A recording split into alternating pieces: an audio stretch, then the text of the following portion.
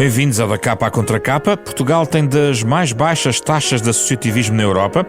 Há estudos europeus que colocam Portugal abaixo da média europeia em prática de voluntariado e participação cívica. Apesar de tudo, mecanismos como os orçamentos participativos generalizaram-se pelo país. Será que há um problema português em matéria de participação cívica? Devemos começar a olhar para a qualidade da intervenção cidadã mais do que a quantidade? São algumas das questões para esta conversa desta semana em torno do livro A Participação Cívica em Portugal, da autoria de José Carlos Mota, professor da Universidade de Aveiro. Nesta conversa participa também Nelson Dias, o coordenador da Rede de Autarquias Participativas. Bem-vindos, obrigado pela vossa presença. É uma discussão remota, estamos à distância nesta conversa. José Carlos Mota, começo por si, como autor do livro.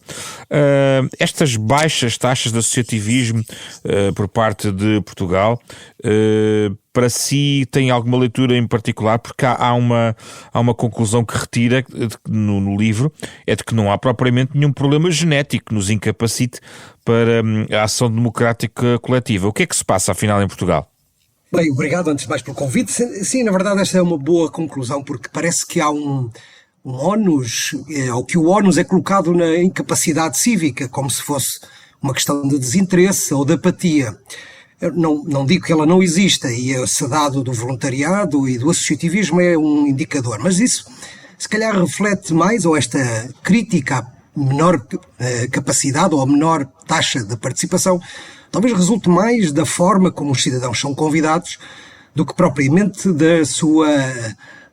do seu interesse. E, portanto, há um problema de desenho, de convite à participação, que se calhar é a razão de fundo. E, portanto, o livro procura fazer um bocadinho a leitura e mostrar que nestes 50 anos de democracia a participação cívica tem dado exemplos notáveis e inovadores até a nível global. E, portanto, se desenharmos, se convidarmos, se as pessoas acreditarem e se sentirem úteis, elas participam e aparecem. Mas em Portugal há alguns mecanismos que funcionam ou têm mostrado que funcionam mais e melhor do que outros. O que é que nos pode dar como exemplos do que tem realmente sido uma boa experiência e do que têm sido experiências que, no caso português, digamos, não têm pegado tanto? Pois, eu diria que a participação democrática, a participação eleitoral é aquela que nos deixa mais preocupados nos últimos anos. Falamos muito sobre a abstenção eleitoral, falamos muito sobre o voluntariado e o associativismo, mas desvalorizamos às vezes aquilo que foram práticas de envolvimento que tiveram resultados relevantes. Recordo que nos anos, logo a seguir ao 25 de Abril, o arquiteto Nuno Portas, que faleceu recentemente, foi o pioneiro num programa chamado SALDO, programa que visava uma espécie de serviço de ambulatório de apoio local, que visava resolver o problema das ilhas e dos bairros de lata e que envolvia os cidadãos na construção, na concepção e até na construção desses bairros. Portanto, nós fomos pioneiros logo a seguir ao 25 de Abril. E o Nelson Dias, meu colega e amigo que está aqui, tem sido um dos protagonistas de uma prática de orçamentos participativos, que ele certamente irá explicar, com mais de 20 anos, e foi pioneiro a nível nacional. Nós tivemos um orçamento participativo lançado pelo Governo, julgo, em 2 edições, e mais recentemente o programa que a Câmara Municipal de Lisboa lançou, chamado BIP-ZIP, teve depois uma repercussão a nível nacional, chamado Bairros Saudáveis. Portanto, estes são 3 exemplos a diferentes escalas que mostram que quando se criam as condições, quando os cidadãos são ouvidos sobre temas que lhes interessam, que têm a ver com o seu dia-a-dia, com o seu cotidiano, e quando há resultados consequentes, quando há resultados visíveis, as pessoas envolvem-se. E, portanto, se calhar é um sinal de alerta para os responsáveis políticos e técnicos que hoje, muitas vezes, fazem convites participativos que ficam frustrados. Talvez valha a pena tentar perceber porquê e não fazer, muitas vezes, um julgamento moral que atribui aos cidadãos a principal responsabilidade. Nelson Dias, para além de falarmos do orçamentos participativos, já vamos, porque é de facto um exemplo muito relevante quando falamos da participação cívica em Portugal, eu tento explorar consigo a resposta a esta pergunta que foi agora colocada, ou seja, quando se lançam estes convites à participação, porque é que há muitas vezes frustração, às vezes queixas, até a forma como o processo é conduzido? O que é que se passa? É de cima para baixo que que a questão não funciona? Bem, primeiro, muito obrigado pelo convite para esta conversa e permita-me, a título só de apontamento, saudar a iniciativa da Fundação por esta publicação e saudar o meu colega e amigo José Carlos Mota pela coragem de escrever sobre um tema nem sempre devidamente explorado em Portugal. A questão que coloca, eu queria dizer, provavelmente ela é uma questão que remete para inúmeras variáveis, mas eu queria começar por responder que nós não temos um problema com falta de empenho cívico dos cidadãos. Não temos isso. O que nós temos é, provavelmente, uma enorme falta de confiança que se foi consolidando ao longo destes mais de 50 anos de regime democrático e é mais do que uma falta de confiança das pessoas nas instituições. Porque essa é, digamos, a frase que nós vamos ouvindo e que é baseada em estudos, em dados que são tratados, quer a nível nacional, quer do Eurostat, e, portanto, que nos mostra que os cidadãos confiam pouco nas instituições. O que significa que quando nós confiamos pouco nas instituições, temos menos apetência para aderir a iniciativas que essas instituições nos lançam. Mas há uma outra face da moeda nesta conversa, que é a falta de confiança das instituições nos cidadãos. Também é parte da realidade. E, portanto, na realidade, o que nós temos é uma dupla falta de confiança. Porque as instituições, e eu não quero generalizar, porque seria muito incorreto da minha parte, as generalizações são sempre erradas, mas dizer que há ainda uma cultura institucional de falta de confiança dos cidadãos e, por isso, há uma atitude muitas vezes defensiva na condução de processos participativos, como se o cidadão não fosse capaz de pensar o bem coletivo, como se apenas o seu interesse individual ou a defesa do seu umbigo é que fossem os argumentos para que alguém decidisse aderir a um processo participativo, e nós temos que ser capazes de enfrentar esta dupla falta de confiança. Sim, Nelson, mas nessa linha, não lhe parece que a maior parte da responsabilidade está de facto nas instituições que não dão voz ou não valorizam essa participação dos cidadãos? É um facto, sim. As instituições têm que dar o exemplo, e porque o compromisso de qualquer eleito não é apenas com o seu programa eleitoral, é um compromisso com a democracia. E o compromisso com a democracia significa chamar os cidadãos a participar, regularmente, para debater, para decidir, para discutir matérias que dizem respeito a toda a comunidade. E, portanto, a eleição de alguém não é um cheque em branco para depois de uma governação durante um período de mandato eleitoral. É também um compromisso com a democracia e ela mantém-se e solidifica-se e qualifica-se com mais participação. E, na realidade, sim, a primeira responsabilidade é das instituições. Certo, e desse ponto de vista, por exemplo, mecanismos existentes já há bastantes anos, como, por exemplo, participações, consultas públicas em, por exemplo, processos de avaliação de impacto ambiental ou dimensões de ordenamento do território, diria que vêm já condicionados à partida. Muitos se queixam sobre os prazos, sobre a forma como podem consultar processos e um conjunto de obstáculos para o cidadão ter acesso à informação propriamente dita. Concorda? Concordo. No fundo, remete para a minha primeira intervenção sobre a dupla falta de confiança. E o que eu quis dizer com isto é que nós precisamos de processos participativos geradores de confiança e que sejam, por isso, contracíclicos com este contexto. Ou seja, as pessoas só participam naquilo em que acreditam. E, portanto, dar o tempo de alguém sair, por exemplo, de casa depois de um dia de trabalho, à noite, para ir a uma assembleia pública, uma reunião comunitária, as pessoas farão isso se entenderem que a sua participação vai fazer a diferença. E, portanto, que a sua opinião, de alguma forma, será tida em conta. E nós temos uma trajetória, ao longo destas 5 décadas da democracia em Portugal, em que muitas vezes a participação é vazia, no sentido em que não tem consequência. Não se sabe o que é que vai acontecer com as opiniões que cada um dá, com os contributos, com os resultados do debate. E isso é uma crítica evidente, sobretudo às dinâmicas de participação muito baseadas na consulta pública. Nós precisamos hoje, em Portugal, de investir cada vez mais em processos participativos contracíclicos, que geram mudança. E que geram mudança significa que geram confiança nas pessoas.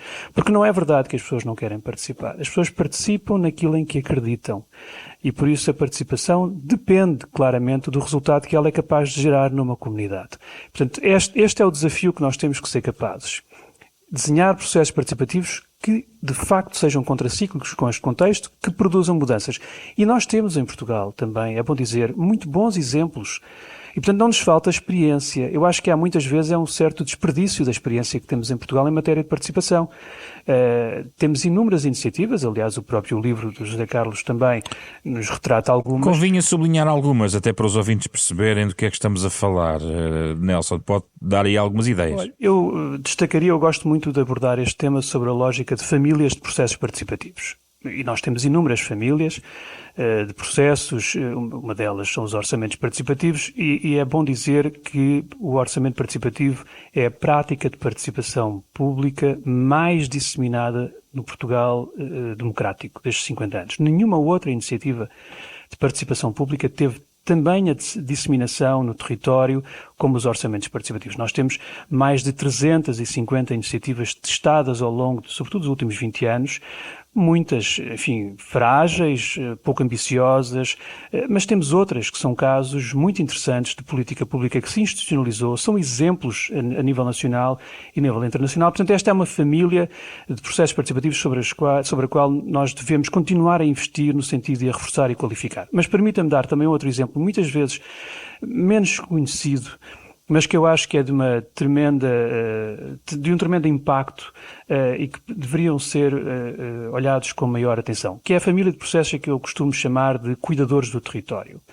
Aliás, há alguns meses atrás lancei um livro sobre isso, onde procuro dar exemplos, inúmeros exemplos existentes em Portugal, de cidadãos que colaboram com as autarquias na gestão, ou seja, na cogestão de bens públicos. Pessoas que ajudam a gerir áreas naturais, que cuidam dos bairros, que sinalizam problemas no espaço público e que fazem isso numa ótica colaborativa com as autarquias.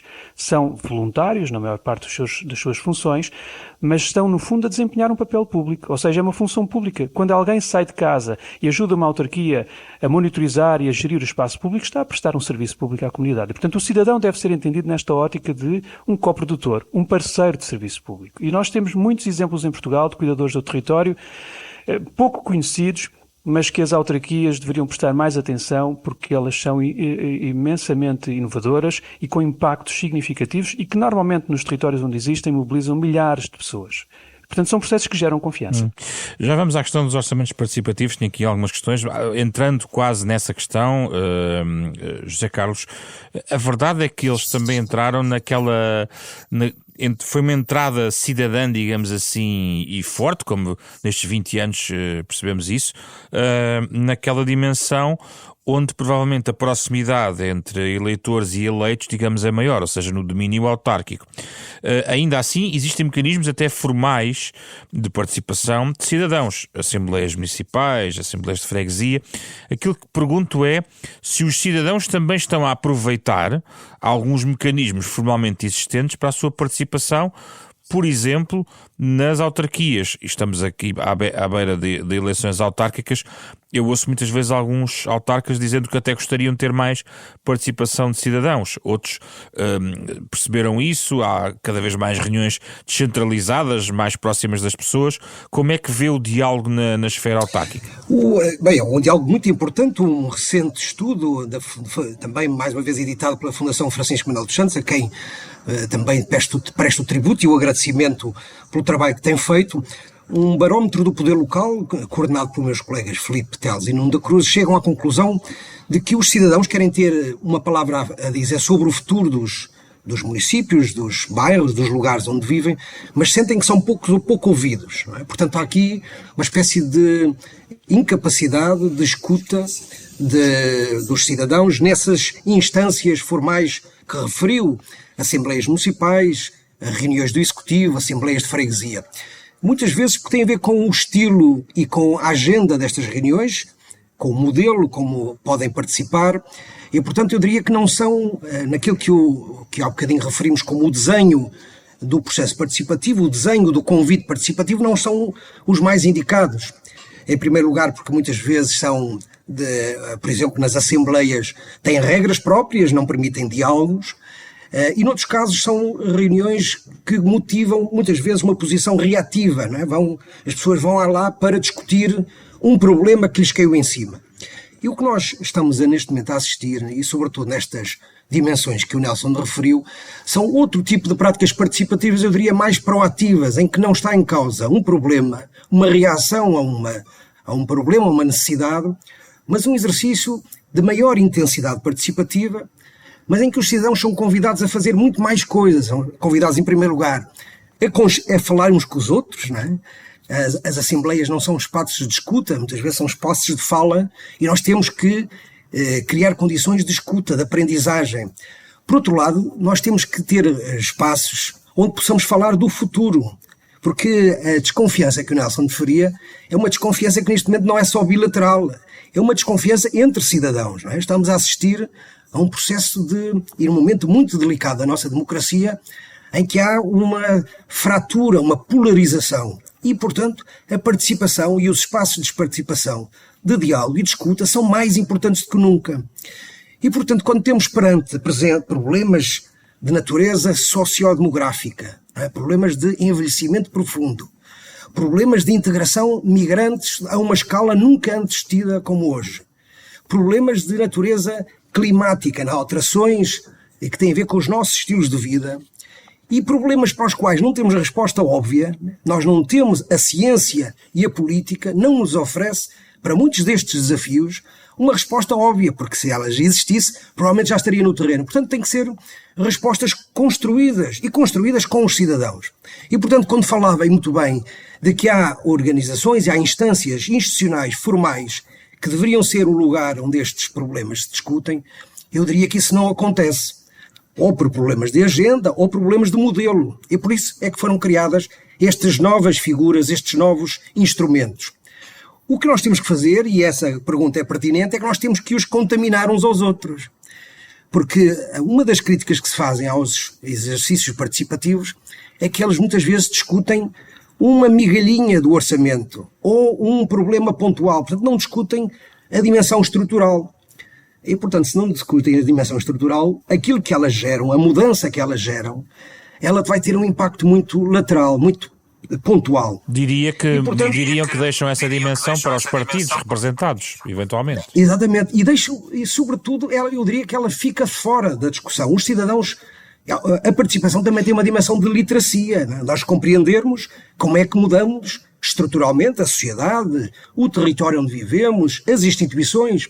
E, portanto, muitos dos cidadãos, há um bocadinho o Nelson falava, e com muita pertinência, dos problemas, das dificuldades dos cidadãos participarem. Um dos problemas mais graves hoje é o tempo, é a disponibilidade. A disponibilidade não é só de disponibilidade de horários, é disponibilidade mental. As pessoas têm um estilo de vida e têm uma dificuldade de vida, de horários, de precariedade laboral, que é muito difícil para muitos cidadãos. A participação é um luxo. E isto significa que nós estamos a viver, neste momento dos 50 anos pós-25 de Abril, se calhar num momento mais delicado e aquele que mais deveria convocar os cidadãos para a participação. Olha, se reparar na agenda nacional e mesmo na agenda local, o tema da participação é um tema, eu diria quase, eu não diria insignificante, invisível, mas é um problema que não está na agenda. E, portanto, este livro tem este objetivo, de procurar mostrar que todos podemos participar, sobretudo que a participação deve ter atenção no fundo, às dificuldades, aos grupos subrepresentados que não participam, e trabalhar uma coisa muito importante, que é esta ideia de trabalhar a imaginação coletiva. Nós muitas vezes estamos a replicar modelos de desenvolvimento para o futuro que têm a ver com aquilo que nós conhecemos hoje no presente. E se calhar temos que convocar outras ideias e temos que construir. Isto tem que ser um trabalho naturalmente muito difícil, exigente, mas que tem que convocar todos. E é esta a mensagem que eu deixava para o impacto do livro, que ela nos convoque em cada um dos lugares, em cada uma das freguesias e municípios a poder ter esta reflexão. Nelson, eu gostava de ouvir sobre a subrepresentação da participação e perceber que outros mecanismos podem ser utilizados para atrair estas pessoas, migrantes, minorias, jovens e idosos, até com exemplos estrangeiros que possam ser, enfim, transplantados para a realidade nacional. A subrepresentação nos processos participativos deriva de diferentes fatores, eu destacaria um ou dois. Um dos fatores tem que ver com a forma como os processos são comunicados. A comunicação, e sobretudo a comunicação institucional, para mobilizar cidadãos, imaginemos as câmaras municipais que querem desenvolver um processo participativo, têm que comunicar com as pessoas. E a comunicação é muitas vezes bastante institucional e é uma comunicação para informar. No âmbito da participação pública, a comunicação não pode ser apenas para informar que vai haver uma assembleia, um evento, um fórum comunitário. A participação é para mobilizar. E, portanto, é muito importante que as autarquias, quando comunicam, estejam conscientes de que comunicam para mobilizar pessoas que não estão necessariamente atentas a tudo o que acontece no seu território, que estão desconfiadas, que muitas vezes estão chateadas com diversos assuntos e, portanto, é preciso comunicar bem e de forma mobilizadora.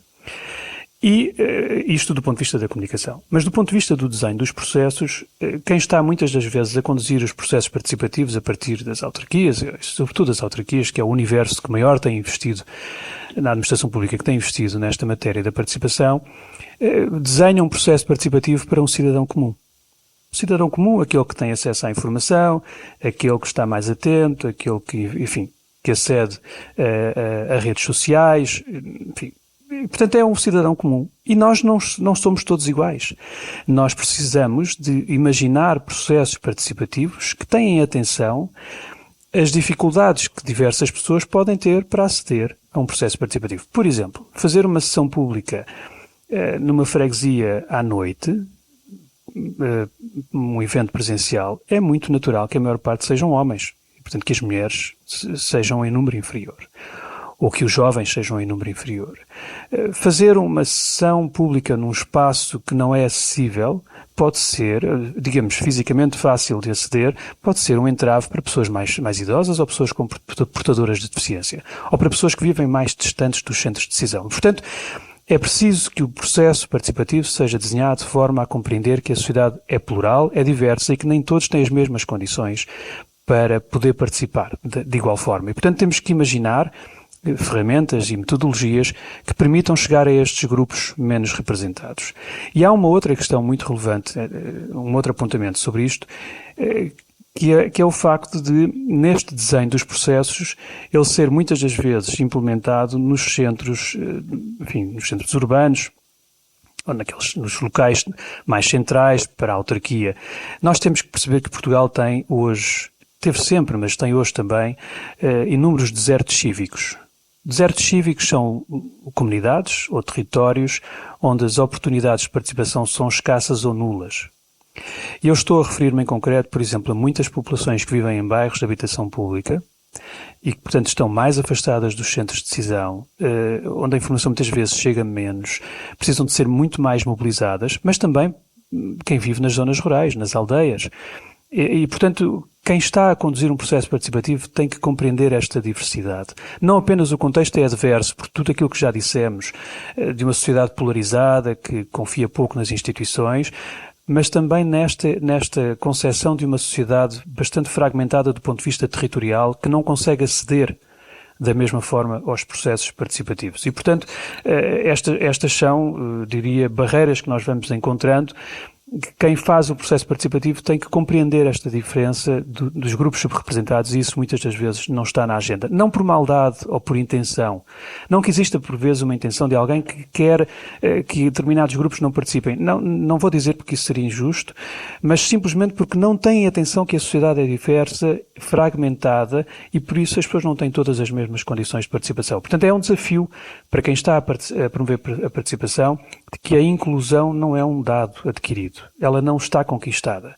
É preciso perceber que as pessoas precisam de formas diferentes, ferramentas diferentes para poder participar. Este é um ponto importante para pedir ao José Carlos Mota para, muito resumidamente, quase só identificar, partilhar com os ouvintes algo que está no livro, que são os mitos sobre a participação. Identifica cerca de 10 mitos que penso que era importante o José Carlos eventualmente aqui colocá-los em forma de índice, ou seja, identificá-los só para partilhar com os nossos ouvintes, e depois também poderei ouvir o Nelson sobre esta matéria. Pois é, esta ideia de que há parte um bocadinho da ideia de que os cidadãos não querem participar, não se interessam, não é? Essa é talvez o mito. A palavra mito talvez não seja a mais adequada, mas esta ideia do desinteresse. Esta é uma crítica habitualmente produzida. Outra, esta é a ideia da participação que tem a ver com a ideia de que participar é informar os cidadãos. E, no fundo, reduz o ato de envolvimento, o ato que o poder político e o poder autárquico muitas vezes que informa, e muitas vezes já de uma forma muito, quando as decisões já estão quase tomadas, e portanto há um risco de confusão entre as diferentes escadas e níveis da participação com aquilo que nós podemos considerar o nível mais básico, o nível...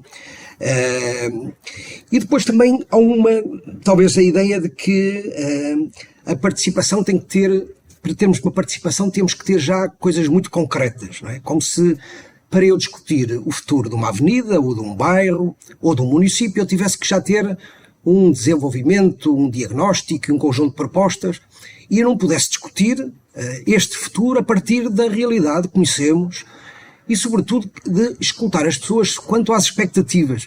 Se repararem, nós estamos neste momento em campanha eleitoral autárquica, e quantos dos ouvintes tiveram no seu município a oportunidade de dizer aos candidatos o que é que desejavam?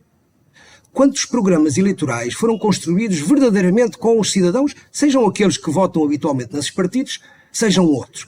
Portanto, há uma dificuldade estrutural em envolver as pessoas, eu diria, numa fase mais preliminar destes exercícios, e que de alguma forma, eu diria, que afasta os cidadãos da compreensão do impacto da política pública ou dos processos de decisão. Portanto, e um último mito, que é a ideia do consenso, não é? Muitas vezes falamos que queremos que todos estar de acordo relativamente com o resultado de um processo de participação, tem que ser um processo consensual. Pois eu convido qualquer família a sentar-se à mesa e sobre um determinado assunto estarem todos completamente de acordo. Portanto, se isso não é possível num seio de um familiar, como é que isso é possível à escala de um município ou de um país? Portanto, os processos participativos não visam criar um consenso, mas criam ou visam criar uma perspectiva de compromisso relativamente a opções, sabendo que em determinada circunstância essas opções vai beneficiar um conjunto de temas ou de ideias ou grupos de cidadãos, e que noutras elas têm que procurar ter um reequilíbrio, têm que procurar gerar aquilo que falámos no início, esta ideia de que nós não vivemos numa sociedade de desigualdades e de benefícios, de privilégios para uns quantos, mas que tem que ter uma sociedade mais justa e, portanto, tem que envolver os cidadãos. E, por último, esta ideia de que a participação é inútil, é inconsequente. Não é? Nós muitas vezes dizemos, eu vou participar e não faço a mínima ideia o que é que aconteceu com o resultado do meu contributo. E isto traduz-se, este mito, e estes mitos obrigam a uma mudança no desenho participativo. Por exemplo, nós, em muitos dos exercícios que temos vindo a acompanhar, é a ideia de que os processos participativos têm que ter um momento de experimentação, têm que ter uma consequência no curto prazo, não é no médio e longo prazo. Sabemos que o médio e longo prazo, provavelmente muitos de nós não estarão aqui, mas esta é a ideia de que um processo participativo tem que ser mais intenso, tem que ir ao encontro do que as pessoas verdadeiramente querem e desejam, mas tem que ter uma materialização. E aquilo que há bocadinho o Nelson falava dos cuidadores do território, muitas vezes é essa perspectiva de ter um objeto, um resultado que é visível e que permite até ser construído por todos. Nós estamos em Portugal a assistir a um conjunto de instrumentos chamado Laboratórios de Inovação Cívica, em que os cidadãos são os que identificam, são os protagonistas dessa transformação através de projetos, de microprojetos que prototipam, que ensaiam soluções para os problemas do seu cotidiano. E, portanto, era esta a nota. Nós precisamos de desconstruir estes mitos, significa ter uma perspectiva pedagógica e de diálogo, e nós temos hoje no poder local muitos autarcas que são um exemplo. O Nelson não referiu ainda a rede das autarquias participativas, que é um exemplo de 6 ou 7 dezenas de autarquias que hoje colocam o tema da participação na sua agenda política. Portanto, neste momento não estamos naquilo que podemos chamar uma geração inicial. Estamos numa geração em que vamos passar da quantidade da participação para a qualidade em participação, para uma participação com impacto social. E, de alguma forma, aquilo que é o apelo que eu lanço aos novos autarcas é que possam colocar na sua agenda o envolvimento dos cidadãos, não porque isto responda só a um desígnio de transparência, mas porque os cidadãos são muitas vezes portadores de conhecimento e de um capital cívico, de um capital de inteligência coletiva que o país não pode desperdiçar. Nelson, o que é que fazem as autarquias participativas, essa rede? Troca experiências? Era a altura de explicar um pouco também esse trabalho. Fará no próximo mês de dezembro 11 anos de atividade ininterrupta e foi constituída como uma plataforma para a qualificação dos processos participativos desenvolvidos pelas autarquias, mas também a qualificação das próprias equipas. Esta área da participação pública dentro das câmaras e das juntas de freguesia, mas sobretudo dentro das câmaras, é uma área recente.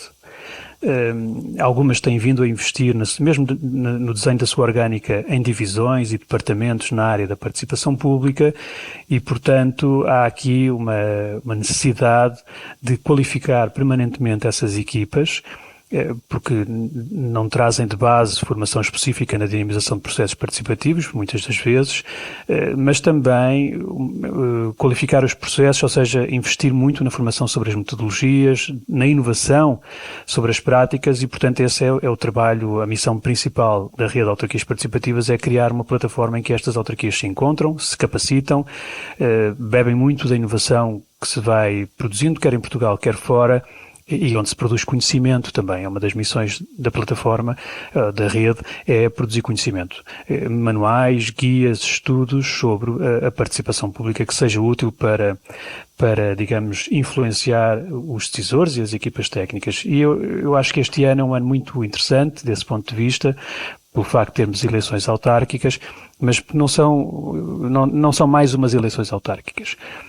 Tal como aconteceu em 2013, em que entrou em vigor pela primeira vez a Lei da Limitação de Mandatos, houve nessa altura uma enorme renovação de quadros autárquicos. E nós sabemos, pelos dados que temos, que essa renovação trouxe muita inovação dentro das autarquias, porque os novos candidatos à época, a presidentes de Câmara, sobretudo, queriam fazer a diferença face aos seus antecessores. Esta eleição deste ano marca também uma mudança significativa nas autarquias, porque é a segunda vez, ou seja, são mais 3 mandatos desde 2013, e, portanto, há muitos autarcas a cessar funções pela imposição da lei, e isso significa que vai haver forçosamente uma renovação dos quadros autárquicos. E a nossa expectativa é que essa renovação possa vir acompanhada também de um investimento maior na área da participação e que, por exemplo, toda a intensidade democrática que vamos assistindo nestas semanas e que vai continuar até o dia 12 de outubro. E quando eu digo intensidade democrática é vermos os candidatos nas ruas a promoverem encontros, processos de auscultação, ouvir pessoas recorrendo a metodologias muito diversas. Às vezes é um simples questionário online, outras vezes são encontros cara a cara, nos cafés, em espaços comunitários, para ouvir as pessoas, a visitar as associações. Essa intensidade democrática, muito provavelmente, ela vai perder-se desta forma a partir do dia 12. Mas é muito importante que ela não se perca. E, portanto, que essa intensidade de proximidade entre os eleitos, já não candidatos, mas os eleitos e os cidadãos possa continuar. E permita-me dizer, porque esta é também uma reflexão que temos vindo a fazer dentro da própria rede, que é sobre o próprio quadro legislativo português. O quadro legislativo português sobre a participação é frágil. Ou seja, os dispositivos formais previstos na lei portuguesa sobre a participação pública são frágeis e alguns antigos. E era preciso revisitar esse quadro legal e, por exemplo, investir numa maior regulamentação de processos que, entretanto, não estão previstos na lei. Eu dou o exemplo dos orçamentos participativos. Nós temos em Portugal mais de 2 décadas de experiência de orçamentos participativos e eles ainda continuam a depender da vontade política, portanto, ou seja, de quem está em funções executivas. O que é que era preciso mudar? Olha, eu acho que está na altura, por exemplo, de legislar sobre a obrigatoriedade destas ferramentas nas autarquias. Está na hora de o fazer. Para que estes processos não dependam apenas da vontade política e, portanto, sejam dependentes de ciclos autárquicos. E eu quero, através de uma imagem, dizer porque é que esta é uma ideia importante.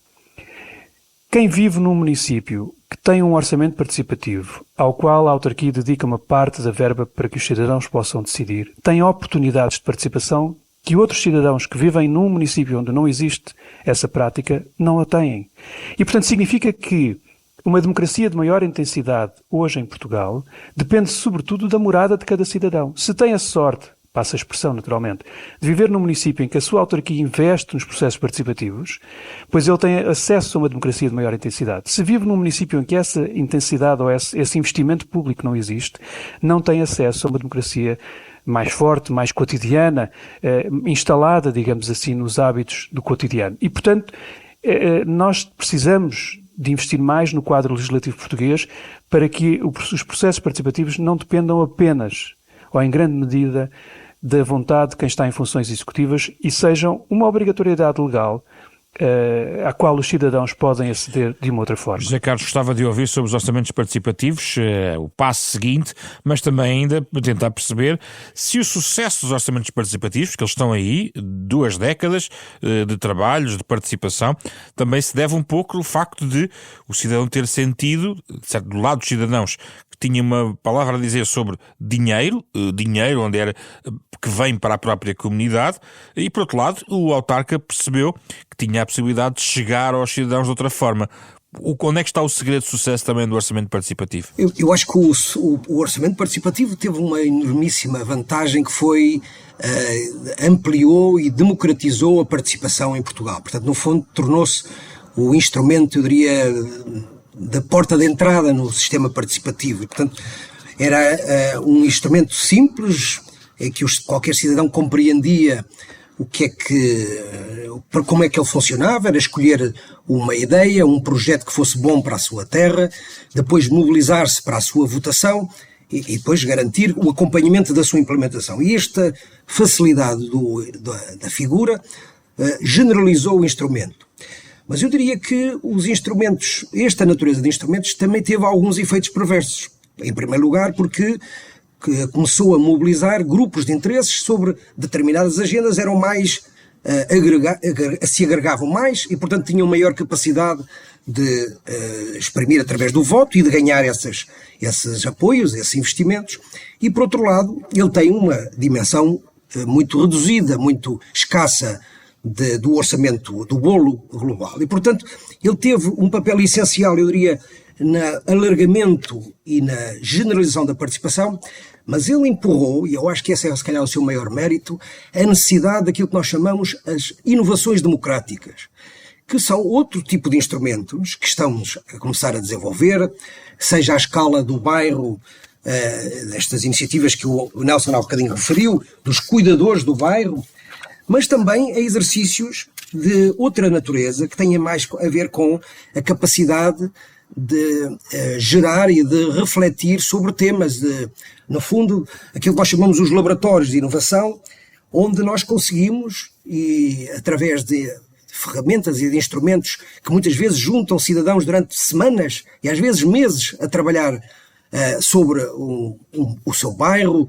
sobre o seu município, sobre o tema da agenda climática, sobre o tema da mobilidade, enfim, há uma panóplia muito grande de temas que convocam os cidadãos para estes exercícios, eu diria, em que o cidadão aqui não só sugere a proposta, mas ele é corresponsável para a sua experimentação.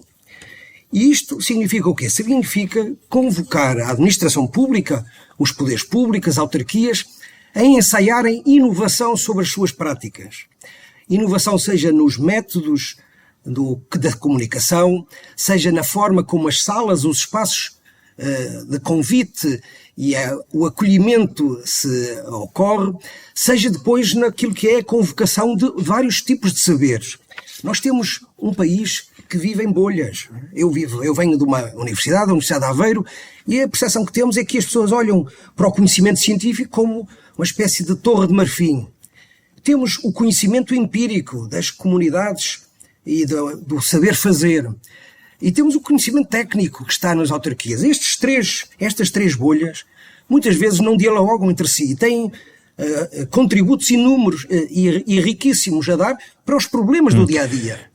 E isso é que eu acho que é talvez o convocatório e o convite que estas novas práticas participativas têm que fazer. Este encontro de saberes e a resposta às necessidades das pessoas. Muito bem. Terminamos com o Nelson Dias perguntando-lhe se há um fatalismo no sentido da intervenção ser mais de microcirurgia, de pequenas intervenções, de questões de segmentos, de causas muito locais ou localizadas que mobilizam grupos de cidadãos, coisas muito específicas, ou se falta esta camada de participação cidadã em visões globais, à escala municipal, até intermunicipal. Falta também esta escala na participação? Sim, falta. É mais frágil, mais escassa. À medida que cresce a dimensão territorial, diminui a intensidade dos processos participativos. Isso é visível entre a administração central, por exemplo, e a administração local.